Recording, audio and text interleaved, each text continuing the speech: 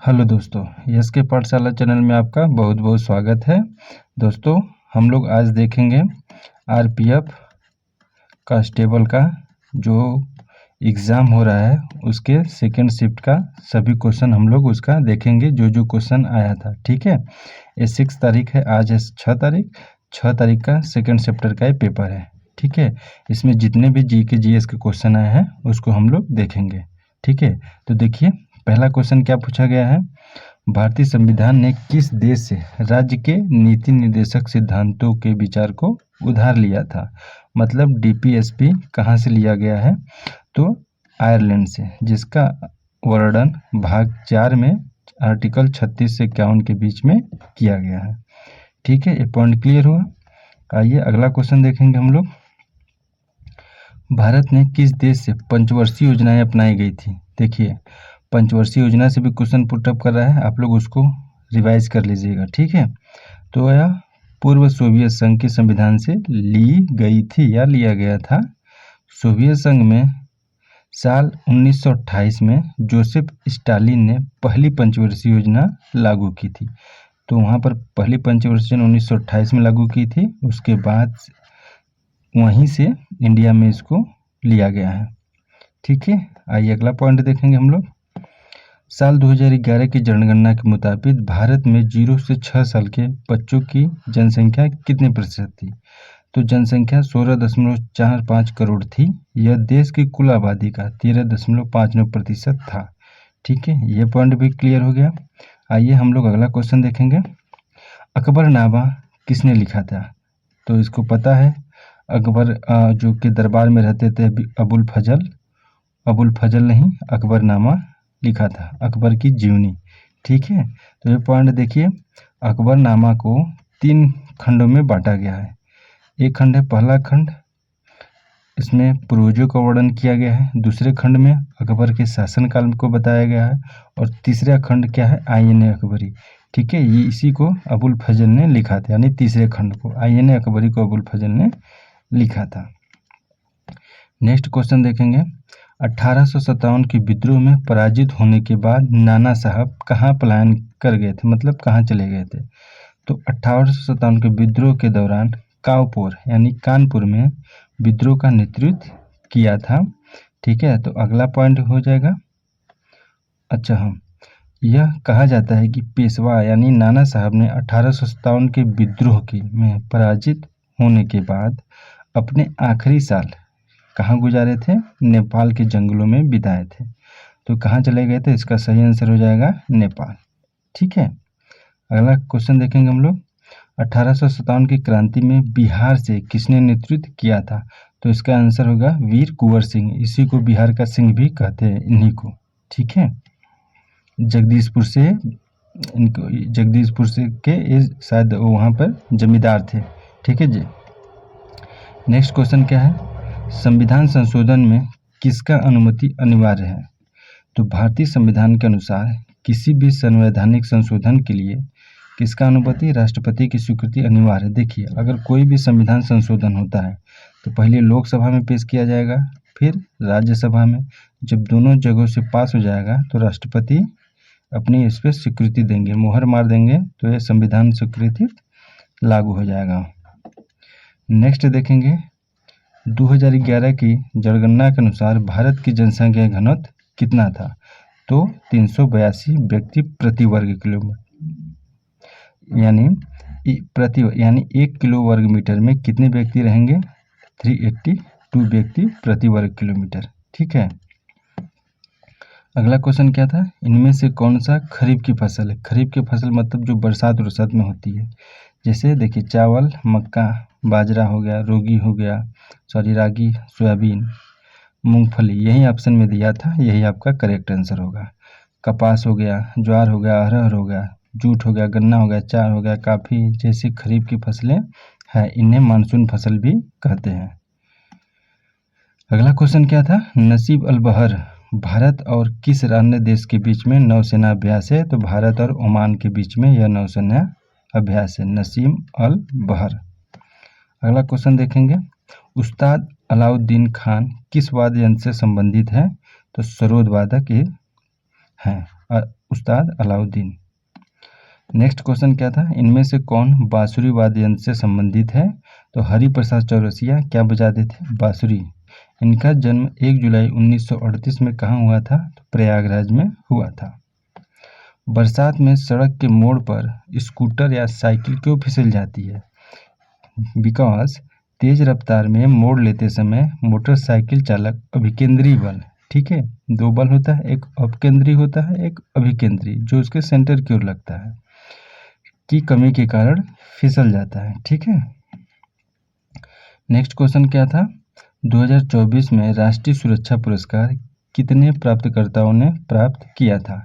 तो भारत की माननीय राष्ट्रपति श्रीमती द्रौपदी मुर्मू ने 5 सितंबर 2024 को विज्ञान भवन नई दिल्ली में 82 चयनित पुरस्कार विजेताओं को राष्ट्रीय शिक्षक पुरस्कार 2024 में प्रदान की थी। कितने? तो 82 हो जाएगा उसका आंसर। लोकमान्य बाल गंगाधर तिलक के द्वारा गणेश उत्सव की शुरुआत कब की गई थी? यानी 1893, ठीक है। या क्वेश्चन इसको ऐसे साथ कुछ बच्चे बता रहे तो पूछा गया था कि 1893 में लोकमान्य बाल गंगाधर तिलक ने किस उत्सव की शुरुआत की गई थी? तो गणेश उत्सव की। अगला क्वेश्चन देखेंगे, बंकिम चंद्र चट्टोपाध्याय के द्वारा वंदे मातरम कब लिखा गया था? तो इसका आंसर हो जाएगा 7 नवंबर 1876 को। वंदे मातरम गीत बंकिम चंद्र चट्टोपाध्याय ने अपने उपन्यास आनंद मठ में 1882 में शामिल किया था। नेक्स्ट क्वेश्चन क्या था, भारत की तीसरी पंचवर्षीय योजना की विफलता का मुख्य कारण क्या था? तो देखिए, हम लोग जो तीसरी पंचवर्षीय योजना लागू किए थे वो विफल हो गया था। क्यों? तो उसमें कुछ समस्याएं आ गई थी। तीसरी पंचवर्षीय योजना 1961 से 66 के बीच होनी थी। का उद्देश्य भारत में अर्थव्यवस्था को आत्मनिर्भर और स्व उत्पादक बनाना था, लेकिन इसमें बहुत सारे राजनीतिक और आर्थिक संकट का सामना किया गया। जैसे 1962 में क्या हुआ था, भारत चीन युद्ध हुआ था, ठीक है। यहीं पर अक्साई चीन पर, ईस्ट वाले चीन पर, इसी को अक्साई चीन कहते हैं, चीन का कब्जा हो गया था 1962 में। और भारत पाक युद्ध 1965 में हो गया था। ये दोनों देखिए इसी तृतीय पंचवर्षीय योजना में आ गया था। इसीलिए हम लोग क्या किए थे, ये अच्छे से पूरा नहीं कर पाए थे। इसके बाद योजना अवकाश, ठीक है, चौथी पंचवर्षीय योजना लागू नहीं हो पाई थी, योजना अवकाश चला था। नेक्स्ट क्वेश्चन देखेंगे, मुगल साम्राज्य के शासक किस वंश से थे? देखिए, मंगोल साम्राज्य के शासक चिंगघिसिड राजवंश के थे। क्या नाम है यार, चिंगघिसिड राजवंश के थे, जिसका नाम साम्राज्य के संस्थापक चंगेज खान के नाम पर रखा गया था, ठीक है। अगला क्वेश्चन देखेंगे, निम्नलिखित में से कौन सी पर्वत श्रृंखला उत्तर और दक्षिण भारत को पृथक करती है? तो विंध्याचल पर्वत रेंज, ठीक है। देखेंगे जैसे ये अपना इंडिया है, ठीक है, यहाँ इधर से जाएगा तो विंध्याचल पर्वत रेंज क्या पूछा है, उत्तर से दक्षिण, तो इधर पूरब पश्चिम उत्तर और दक्षिण में विंध्याचल पर्वत रेंज देखिए ऐसे ही है पूरा, ठीक है। तो ये उत्तर भारत को दक्षिण भारत से अलग करता है। यह पर्वत श्रृंखला उत्तर से दक्षिण भारत को बांटती है। नेक्स्ट क्वेश्चन देखेंगे, 10 डिग्री चैनल किसको किससे अलग करता है? तो भारत के अंडमान निकोबार द्वीप समूह में छोटे अंडमान द्वीप को कार निकोबार द्वीप से अलग करने वाली जल संधि है, जो 10 डिग्री चैनल पर स्थित है। जानते हैं, जैसे अपना ये इंडिया हो गया 10 डिग्री चैनल, यहीं पर अंडमान निकोबार समूह है, ठीक है, अंडमान, और इधर कुछ द्वीप है, इसको कहते हैं निकोबार। देखिए याद कैसे रखेंगे, मामी, लक्ष्मी, आनी, ठीक है, यानी 8 degree, 9 degree, 10 degree. 8 degree channel किसको करेगी? मालदीव और मिनिकॉय के बीच। 9 डिग्री लक्षद्वीप और मिनिकॉय के बीच। 10 डिग्री अंडमान और मिनिकॉय के बीच, ठीक है। चलिए नेक्स्ट क्वेश्चन देखेंगे, भारत का सबसे छोटा केंद्र शासित प्रदेश कौन सा है? तो लक्षद्वीप। लक्षद्वीप जानते हैं यहीं पर है, सबसे छोटा केंद्र शासित प्रदेश है लक्षद्वीप। मुगल वंश किस राजवंश से निकला है? तो मुगल वंश मध्य एशिया के तुर्की मंगोल मूल के तैमूर वंश की एक शाखा है था। मुगल वंश के संस्थापक बाबर चंगेज खान तैमूर के वंशज थे। बाबर का जन्म 14 फरवरी 1483 को हुआ था। ठीक है, मुगल वंश किस राजवंश से निकला है? तुर्की मूल वंश के। ठीक है, अगला क्वेश्चन देखेंगे। गीत गोविंद किसकी पुस्तक है? तो गीत गोविंद 12वीं सदी के हिंदू कवि जयदेव की रचना है। किसकी रचना है? जयदेव की। यह संस्कृत में लिखी गई थी। इसमें भगवान कृष्ण और राधा के प्रेम का वर्णन किया गया है। किसका वर्णन है? कृष्ण और राधा के। अगला क्वेश्चन देखेंगे। भारतीय संविधान का किस अनुच्छेद में अनुसूचित और जनजाति क्षेत्रों के प्रशासन के लिए एक महत्वपूर्ण प्रावधान है? तो आर्टिकल क्या हो जाएगा? 244 244। राज्य में एक उच्च न्यायालय के न्यायाधीश की नियुक्ति राष्ट्रपति द्वारा किसके परामर्श पर करता है? तो देखिए, इसमें राज्यपाल की परामर्श लेगा। ठीक है, राज्यपाल अगर और सीजेआई की, सीजेआई चीफ जस्टिस पास इंडिया के 2 लोगों की सलाह लेता है। देखिए, जब हाई कोर्ट के अन्य सदस्यों की नियुक्ति करना होता है तो उसमें राष्ट्रपति किसकी सलाह लेगा? राज्यपाल की सलाह लेगा और सीजेआई का सलाह लेगा जब हाई कोर्ट के अन्य न्यायाधीश की नियुक्ति करना है। लेकिन जब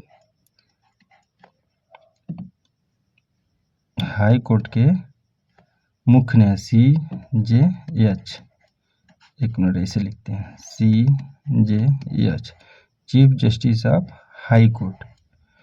चीफ जस्टिस ऑफ अगर हाई कोर्ट की अगर नियुक्ति करना है तो राष्ट्रपति किसकी सलाह लेगा?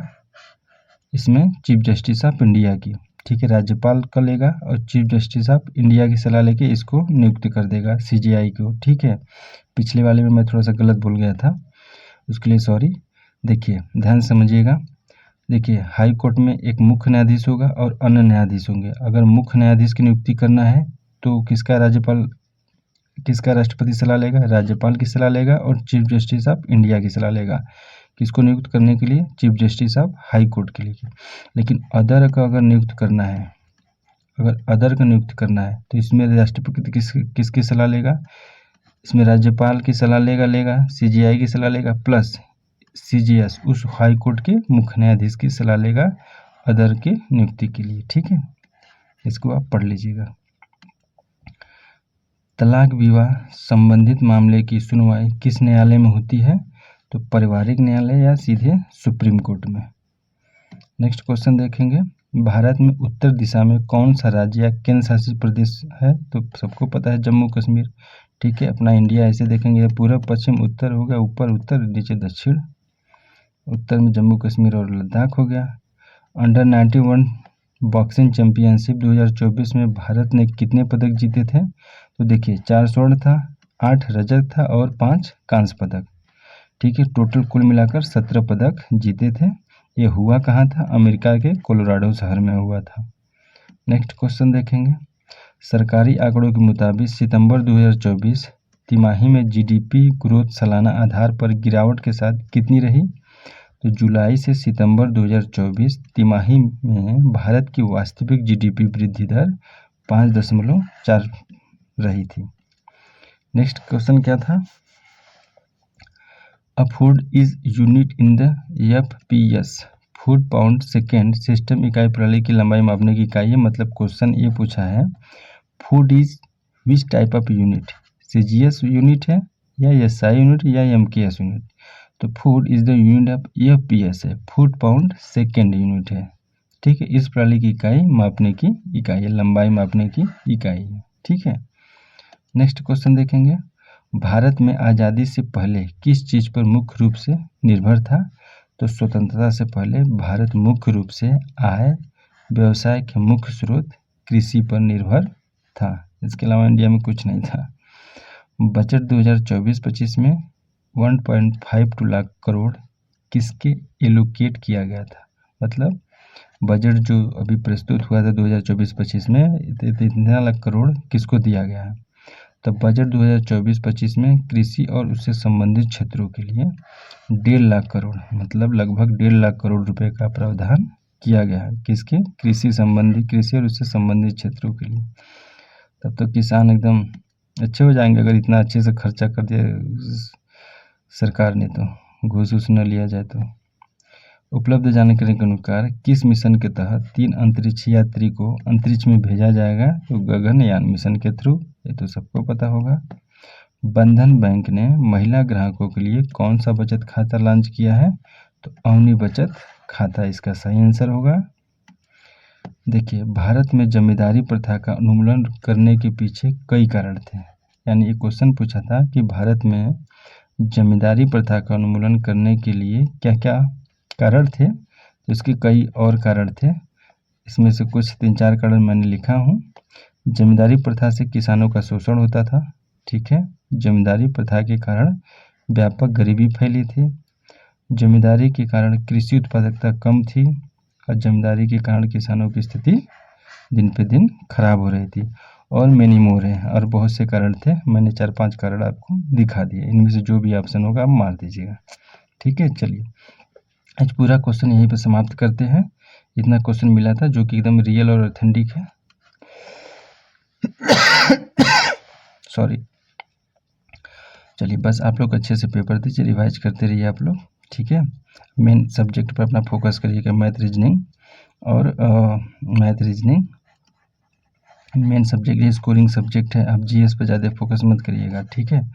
मतलब जितना पढ़े हैं बस उसी को पढ़ के रिवाइज करके जाइएगा, ज़्यादा नया चीज़ पढ़ने की कोशिश मत करिएगा, ठीक है। चलिए, फिर मिलेंगे कल 7 तारीख है, कल की वीडियो में। तब तक आप लोग अपना ध्यान रखिएगा। Thank you, bye bye.